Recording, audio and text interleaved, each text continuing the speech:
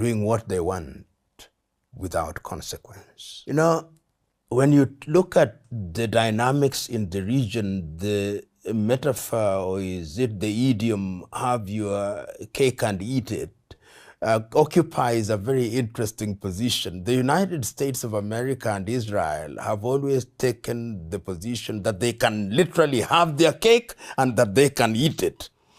In the short to medium term, they may think that that is true. But in the long term, it is what creates resistance. It is what creates organizations and energizes organizations such as ISIS. So that you may think that you are safe as a nation, but your people are not safe. That is why even long after stability appears to have come, you find people are being killed by way of mass shootings, by way of individuals being threatened. So if you look at nations as composed of people rather than amorphous organizations and institutions, then you can only have your cake and eat it to a certain extent. But you expose your citizens to danger wherever they are. They must always look behind to see who is hunting them. It wants to dictate what you wear, the place of women in society.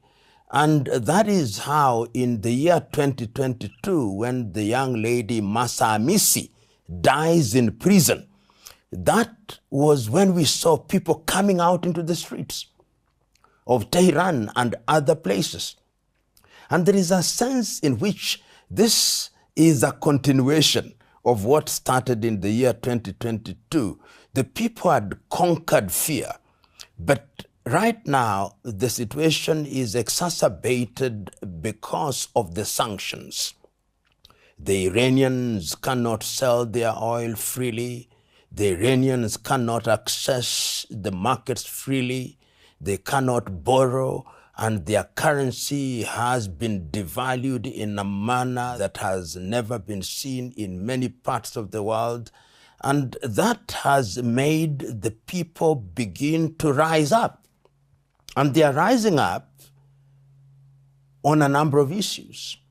They are saying we want greater freedoms. They are saying the economy is so bad that we want to see improvement. But the reality is that the economy cannot improve. And one can see that in the very reconciliatory messages from both the spiritual leader or the Ali Khamenei and President Massoud. The demonstrations have been going on for almost 3 weeks, but they are not coming out with violent language, if you may. And one of the things that they are now doing is to externalize the problem, saying, we know we have domestic problems, but we can see the hand of the United States of America. We can see the hand of Israel. And as regards Israel, you remember in the month of June, the year 2025, there was the 12-day war. And that war, in my view, has never been concluded. There was a very loose agreement, which was midwifed by the United States of America, and there is an armistice of sorts. But technically, Iran and Israel are at war, which then begs the question, what is happening now? What is happening now from where I sit is that you have an administration which is a theocracy, an administration that is going through a constitutional crisis. There is a younger population of Iranians who think that their country should be administered differently. Their economic problems, the unfinished business.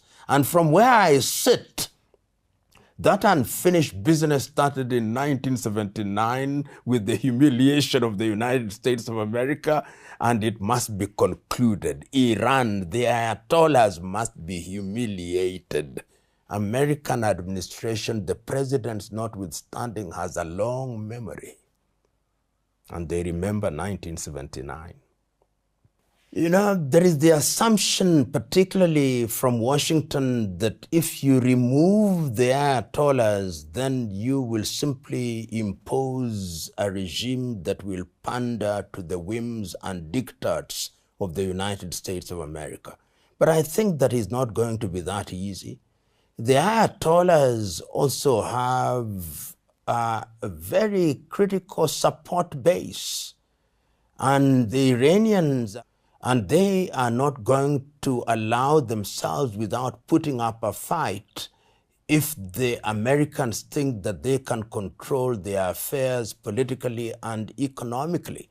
And I think that any attempt at regime change will only create the chaos that we see in that region. So you will have an unstable Iran, an unstable Iraq, an unstable Syria, and of course, relatively unstable Lebanon.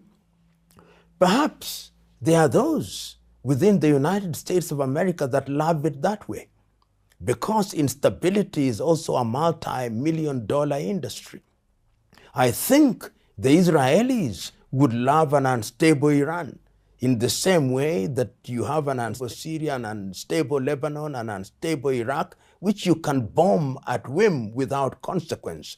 So allowing our imaginations to be fertile, it is possible that there are those who literally don't care. Their rhetoric may say, we care for the people of Iran, but they don't care for the people of Iran.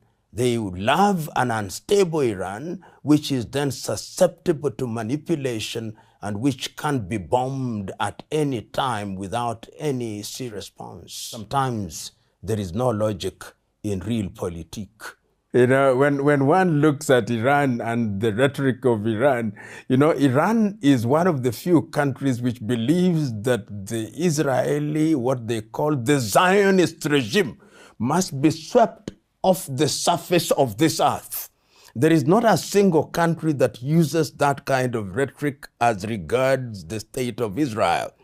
But one can never say never. In the history of the world, the worst of enemies have sometimes become allies for the sake of either a short-term agenda or a long-term agenda. And who knows that even as between Iran and Israel, there may come into place administrators or administration that see the bigger picture and recognize that for the sake of peace and relative stability, they ought to have a détente or a rapprochement, and that is what will serve the both of them, because there is also awareness of